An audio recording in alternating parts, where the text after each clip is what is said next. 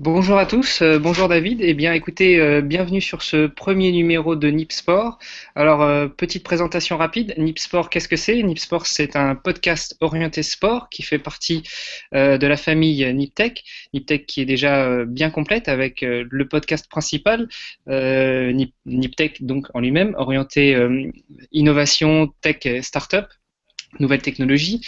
Ensuite, il y a eu NipDev qui est arrivé dans la famille, récemment NipLife, et puis tout dernièrement NipSales, début décembre, qui a été lancé juste un petit peu avant nous. Donc voilà, NipSport, premier épisode, enfin épisode 0, pendant lequel vous allez pouvoir enfin, pendant lequel vous ne pourrez pas réagir puisque cet épisode est enregistré. Mais en revanche, pour les épisodes suivants, lorsqu'on sera en live, vous pourrez bien évidemment réagir via la chatroom. Euh, donc soyez peut-être un peu indulgents pour ce premier numéro, c'est notre première à tous les deux. Donc après cette petite présentation de Nip Sport, je vais rapidement passer sur la présentation de l'équipe. Pour l'instant, ce soir, nous sommes deux, à savoir David Lebras et moi-même. Alors pour faire simple, moi je suis Hermano. Vous me retrouvez sous le pseudo IronManolux sur Twitter, également sur Google+, et puis sur Facebook pour les adeptes des différents réseaux sociaux.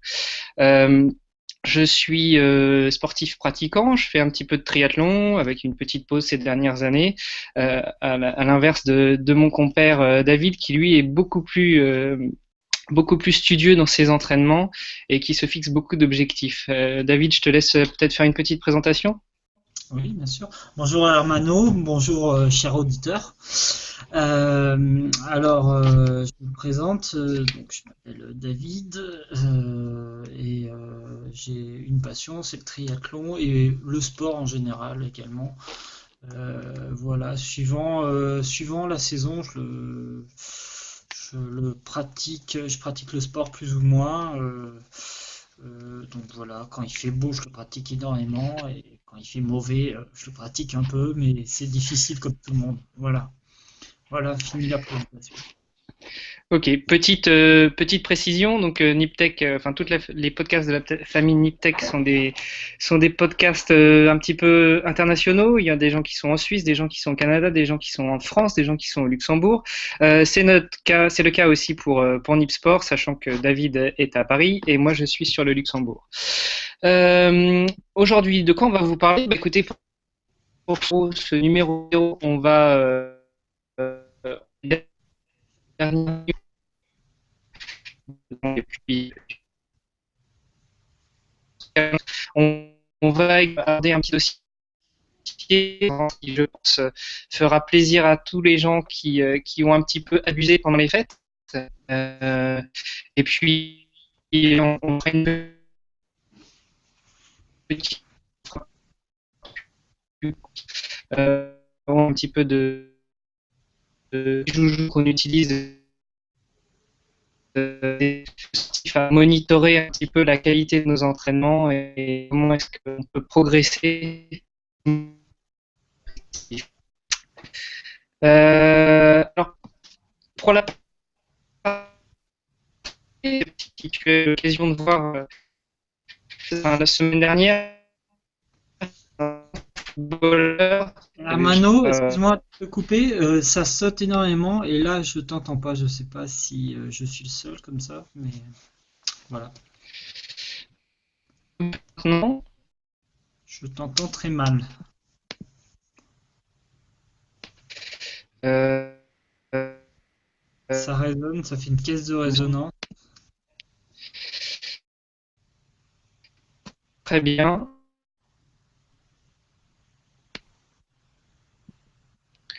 Écoutez, ça, David, je vais et puis premier on aura au moins essayé et puis bah, si ça fonctionne, on verra lequel de nous deux était fautif au niveau de l'accès internet. Ok, j'ai entendu la fin. D'accord. Bon. Ok, alors bah, comme je disais, je voulais juste passer rapidement sur les petites news orientées sport de ces derniers temps. Euh, Est-ce que tu m'entends mieux là? Oui. Ok. Je voulais juste faire un petit passage rapide sur le décès d'Eusebio, qui était quand même un grand sportif, un grand footballeur portugais, qui nous a quitté cette semaine. Quand même, voilà, il a fait un passage très remarqué dans le monde du football, et je voulais signifier ce départ d'un grand homme. Euh, bon, je pense que on a aussi tous bien en tête l'accident pendant les congés du grand sportif, du septuple champion de Formule 1, Michael Schumacher. Qu'est-ce que tu penses de ça, toi, David, au niveau de ces gens qui prennent autant de risques tout au long de leur vie professionnelle et en l'occurrence leur vie sportive, et puis qui malheureusement se retrouvent se retrouve avec de gros problèmes sur un accident pour l'instant qu'on ne connaît pas, dont on ne connaît pas toutes les circonstances, mais qui a priori est plus bête qu'autre chose. C'est vrai que la F1, quand on voit les vitesses, c'est vertigineux, mais bon, mine de rien, le ski, on va nettement moins vite, mais ça reste dangereux et on voit la coquille passer assez régulièrement quand on skie. Donc voilà, le ski est un sport très sympa, très plaisant, mais avec des risques. Bon là, j'ai l'impression qu'il a vraiment pas eu de bol, puisque avec un casque, avoir quand même un traumatisme crânien et c'est assez dramatique, voilà. Et là, c'est sûr, c'est médiatisé vu que c'est Schumacher, mais ça doit arriver assez régulièrement, malheureusement. Voilà.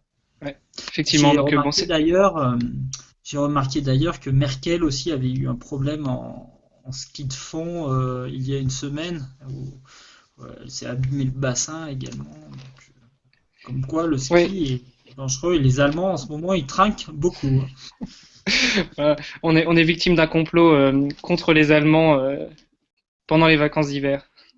Voilà. Par contre, ce qui m'a marqué, c'est, je sais pas s'ils sont en train de, il y a des problèmes de sous derrière parce qu'ils sont en train de faire pas mal de, enfin, regarder est-ce que la station est coupable. J'ai l'impression qu'en tout cas, qu'il y a énormément d'enjeux financiers derrière cet accident. Maintenant, voilà. Ça sera à qui de payer et est-ce qu'il y aura des indemnités? Mais toujours est-il, j'espère que Schumacher va s'en sortir et pour l'instant c'est un état stationnaire, non? C'est ça? Enfin, il est toujours en état stationnaire. Euh, je-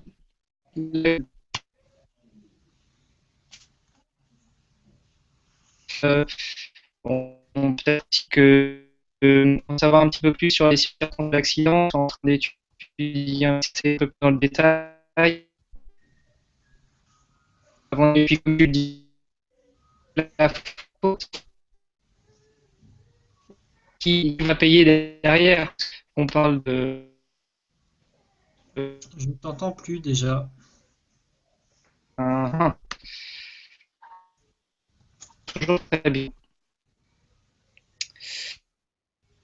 Euh, oui, ou qu'on parle d'Mme Merkel ou autre, non, pas même de grosses responsabilités derrière, comme il pourrait y en avoir chacun, mais pas pour derrière au problème.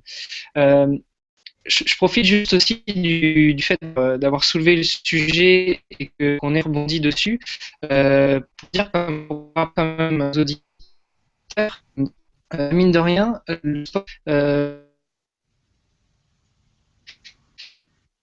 il y a mettre quelque chose de imaginable. Alors nous, on gravite dans le monde qui est obligatoire quand on fait les règles sont là pour rappeler les précautions à prendre. Donc, parenthèse.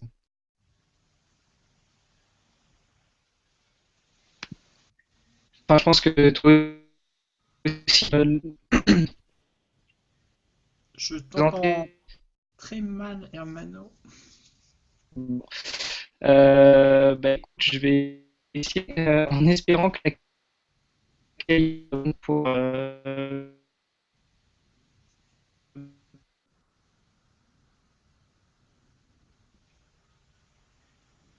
Est-ce que tu m'entends mieux?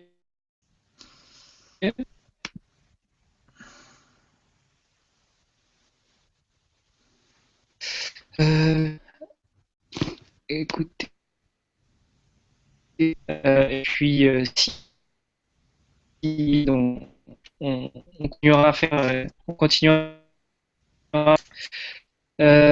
Au niveau de la semaine, au niveau sportif, au niveau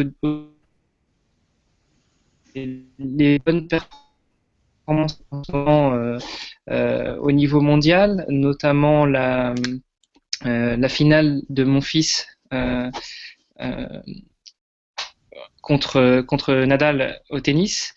Euh, Également les Français qui sont, enfin qui étaient la semaine dernière à un match des mondiaux euh, au, aux mondiaux de volley, et puis tous ces Français qui brillent en NBA dans les championnats de basket américains, qu'on espère bientôt voir revenir chez nous pour pouvoir nous montrer de quoi ils sont capables et faire briller la France au niveau mondial. Est-ce que David, tu m'entends mieux maintenant? Là, je t'entends nettement mieux. C'est parfait. Ok, alors moi j'ai rien touché de mon côté.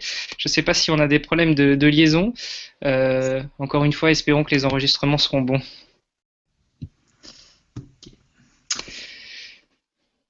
On va peut-être pouvoir attaquer la partie dossier, David.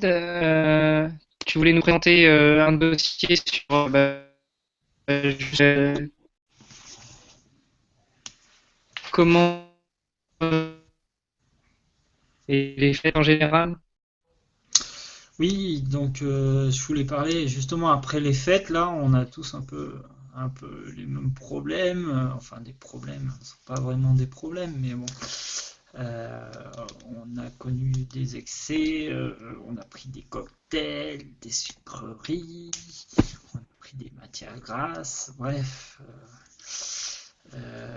on s'est pesé et 2014 est arrivé et on a plein de bonnes résolutions. Voilà. Et on souhaite revenir à un poids normal. Donc tout d'abord, en fait, je pense qu'on peut jouer sur deux leviers. Un sur, euh, un sur les calories engrangées et l'autre sur les calories dépensées. Euh, donc, on va d'abord parler, je pense, des calories engrangées, la nourriture, comment un petit peu optimiser sans non plus que ça soit draconien et sans se prendre la tête. Et ensuite, on parlera de comment se dépenser d'une façon efficace euh, dans un temps assez court et avec un effet important sur le poids. Voilà. Qu'est-ce que t'en dis, Armano? Je pense que c'est un de Nip Sport. C'est vrai que ça m'avait, Je t'entends pas. euh, ok. Moi, je t'entends très bien. Ok. Euh, ouais, Nip Sport, c'était un petit peu de temps, qui a été grandement inspiré aussi par toutes les personnes que j'ai pu euh, les animateurs de qui sont positifs.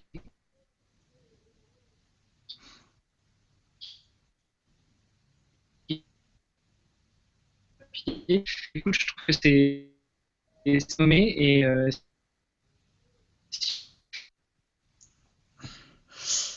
objectif, ce J'ai pas j'ai malheureusement pas entendu ce que tu as dit, donc voilà, j'espère pas faire de la redite. Bon, je vais commencer donc à parler tout simplement. sur la nourriture, sur les calories engrangées, il faut privilégier les fruits, les légumes. Ça, on le sait tous parce que c'est peu calorique et dedans on a des micronutriments. Voilà. Euh, et il faut. On, on- on a trois types en fait d'énergie. Enfin, on a les protéines, les glucides et les lipides. Donc, les protéines, c'est ce qui sert à reconstituer le muscle. Donc ça, on peut en manger sans problème. Cependant, on a des protéines avec matière grasse, des protéines sans matière grasse, donc lipides. Et on a des glucides, les glucides typiquement les pâtes, le riz, les pommes de terre, voilà. Et ça produit l'énergie. Donc lipides, graisse, glucides, énergie et protéines, réparation des tissus musculaires en gros. Voilà comment ça se passe. Donc pour ça déjà prendre un petit déjeuner normal, c'est essentiel pour commencer le début de la journée. Idéalement sans viennoiserie, oui, sans petit pain au chocolat, sans croissant, parce que ça c'est, on a plein d'acides gras saturés et ça c'est un croissant de 50 grammes, bah, c'est 40 grammes de graisse au moins, donc ça fait mal. Du pain, du beurre, ça par contre on peut, voilà. Le midi, limiter le pain, limiter les féculents. Surtout si on travaille voilà, à un bureau, on se dépense peu. Donc si on prend du pain, du riz, bah, on ne va pas avoir besoin de faire d'utiliser cette source d'énergie, donc ça va se transformer en graisse. Et, euh, et voilà. Et le soir, c'est là où il faut idéalement manger léger parce que quand on dort, on dépense pas de calories. Donc voilà, ça c'est la première source. La deuxième source pour perdre du poids, c'est travailler donc sur les calories dépensées. Et là, c'est beaucoup plus sympa déjà. Pourquoi Parce que on se balade, on va courir par exemple, c'est idéal. Aller courir je sais pas, on n'a pas forcément besoin de courir 1 heure, mais tu cours 40 minutes déjà, tu te dépenses, tu te sens bien dans ta tête après, tu es dans une bonne dynamique et c'est parfait. Et donc courir régulièrement, pas forcément longtemps, à plusieurs, c'est plus sympa dans la convivialité pour se motiver. Si c'est pas l'un, si c'est pas l'autre qui est motivé, hop, on se motive et c'est constructif. Voilà. Après, quand on court, il faut savoir varier, c'est-à-dire pas simplement courir à un train et pas tomber dans une routine. Et pour ça, on peut faire par exemple du fractionné. Tu dois connaître ça, Hermano, je suppose, le fractionné. Ouais. Euh, ok, je pense qu'on a... Et donc oui, je connais ce qui est actionné, et souvent là-dessus. Peut-être faire un petit rappel de Je t'entends pas, c'est catastrophique, je sais pas pourquoi. La connexion est très mauvaise.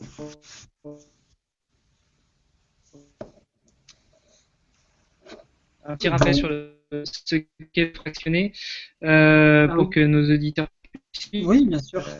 J'ai entendu un soupçon de tes paroles. Donc, du fractionné, c'est simplement alterner sur des vitesses différentes. C'est-à-dire, on fait par exemple, déjà, toujours un échauffement, 15 minutes en course à pied ou court tranquillement. Et après, par exemple, un fractionné, ça peut être quelque chose de pyramidal. C'est-à-dire, on fait 1 minute à une bonne intensité, on va dire 1 ou 2 minutes on trottine, puis après on monte par palier, par exemple 2 minutes à bonne intensité, on trottine 1 ou 2 minutes, 3 minutes, etc. On monte à 5 minutes et puis après on redescend 4, 3, 2, 1. Ça c'est une solution et ça permet de dépenser énormément de calories, donc c'est très bien et en un minimum de temps. Et deux, on sent pas passer la séance parce qu'on est concentré sur qu'est-ce qu'on fait maintenant et qu'est-ce qu'on va faire juste après. Voilà.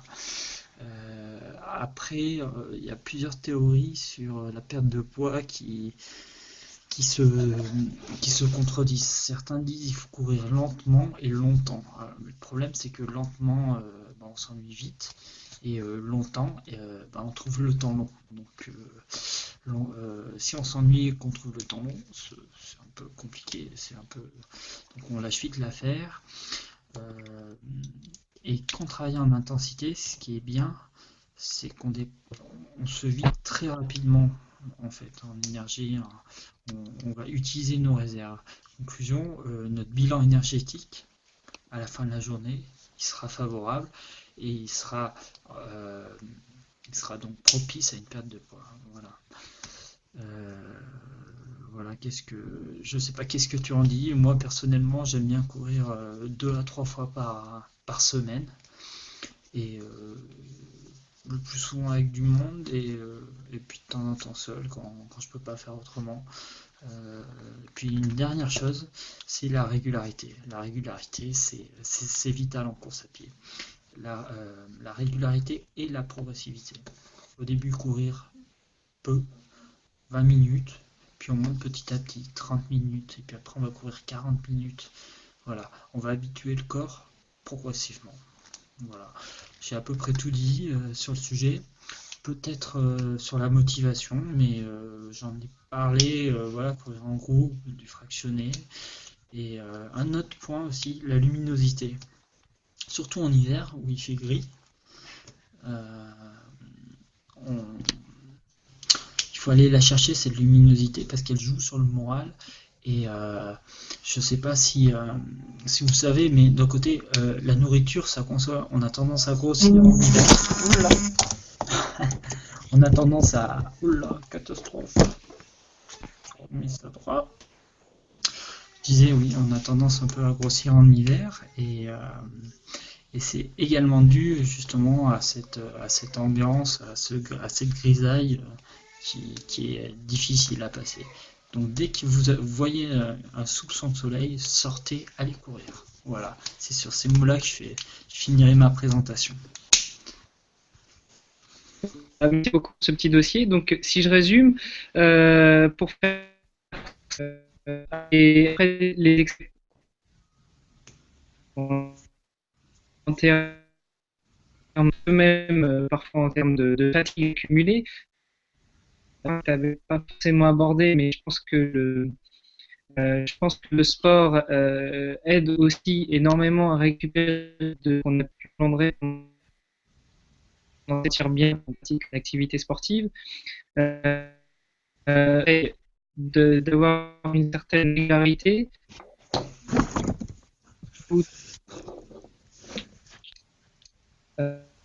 Donc la course à pied, c'est vrai que c'est un sport qui est quand même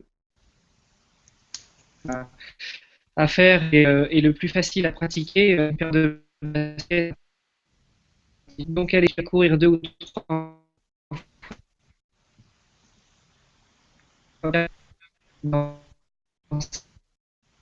au fur et à mesure des sorties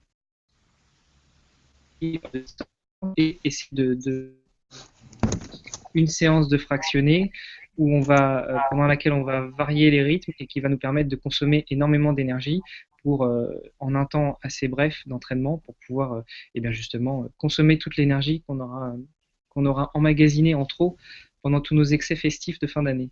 C'est bien ça? C'est ça. Et puis un dernier point quand même aussi qui, je pense, est important, c'est le sommeil. Mais comme le sommeil aussi, quand on se sent fatigué, mine de rien, on a tendance à manger plus. Donc là aussi, il y a il faut se pencher sur ce sujet. Voilà. Voilà. Ok, ok. Bah écoute, on avance bien sur on avance. Tu nous as fait une transition. Tu parles. J'en avais parlé. J'entends. Euh, des gadgets connectés. Je vais juste passer rapidement sur un. Je sais qu'il est certains co-animateurs des qui est activité de la journée sur l'activité. Et ça, je trouve moi depuis que j'en ai fait l'acquisition que ça m'aide énormément à sommeil et donc ça me permet aussi de mieux caler mon entraînement et de voir ça m'a permis de comparer la correspondance entre sommeil et entre réalité. Si vous voulez quelque chose, on peut tous les autres petits objets les montres.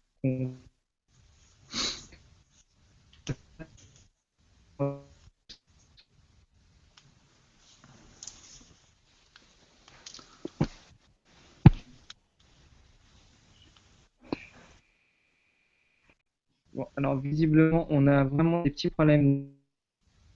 Attends voir. Euh, mais,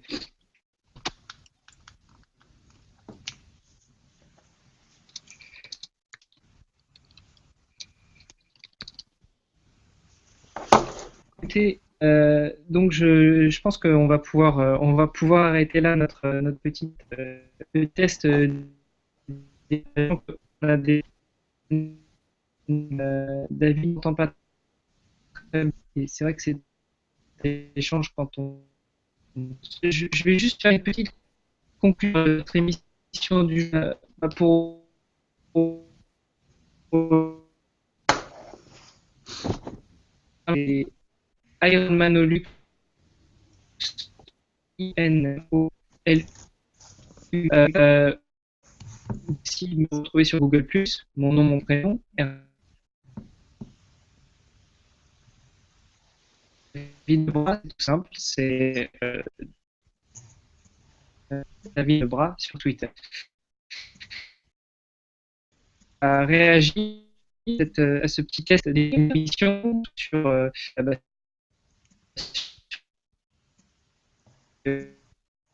à nous faire part de vos commentaires, à nous dire ce que vous avez aimé, ce que vous visiblement on a des gros